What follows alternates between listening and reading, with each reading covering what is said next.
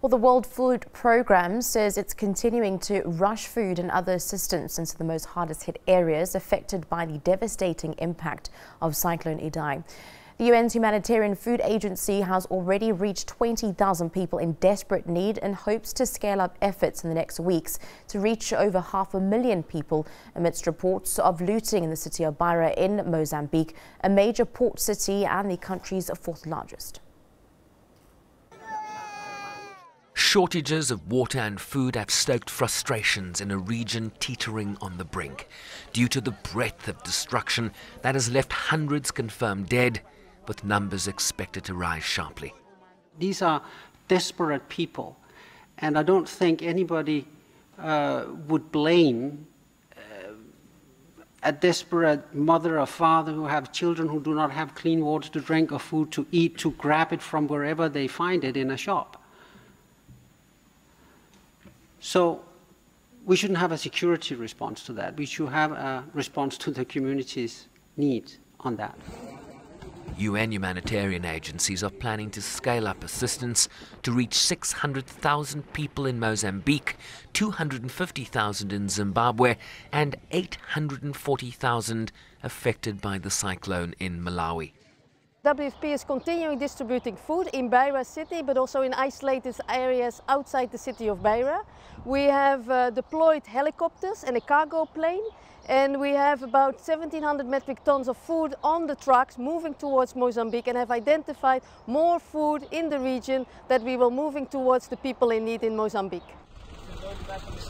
WFP also airlifted 20 metric tons of high-energy biscuits and water purification tablets into Beira, which are often distributed during emergencies, providing a good source of nutrition, are easy to transport and with no need for cooking.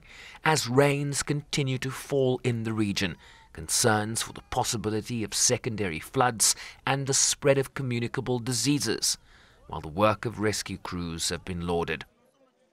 I have the most profound respect for the colleagues who have been carrying out those flights at true personal risk to themselves. So both the South African Air Force and the Mercy Wings colleagues were flying these flights for search and rescue over very fast-flowing floodwaters, dropping down at high risk in high challenging helicopter environments to collect people literally from the top of houses and roofs to carry them to safety.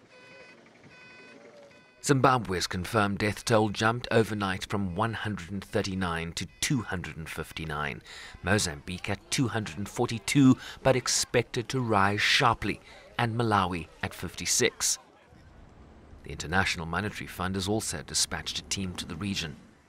Our solidarity is with the people of Mozambique, Zimbabwe and Malawi in the aftermath of Cyclone Idai. Our condolences go to the families and friends of those affected by this terrible disaster.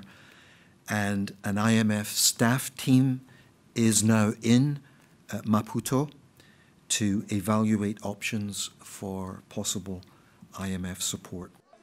One of the poorest parts of the world that will need years of developmental support to get back on its feet. Thousands of people still need rescuing from areas that have been cut off by flooding, while the United Nations estimates that 400,000 people could be displaced in Mozambique alone, 82,000 in Malawi, while 200,000 Zimbabweans will need urgent food aid for the next 3 months. Maputo has issued a note verbale formally requesting international assistance for elements that will include food, shelter, education, health and non-food items, in addition to logistical support. A major funding appeal will be issued by the United Nations in the coming days. Sherman Briceby's SABC News, New York.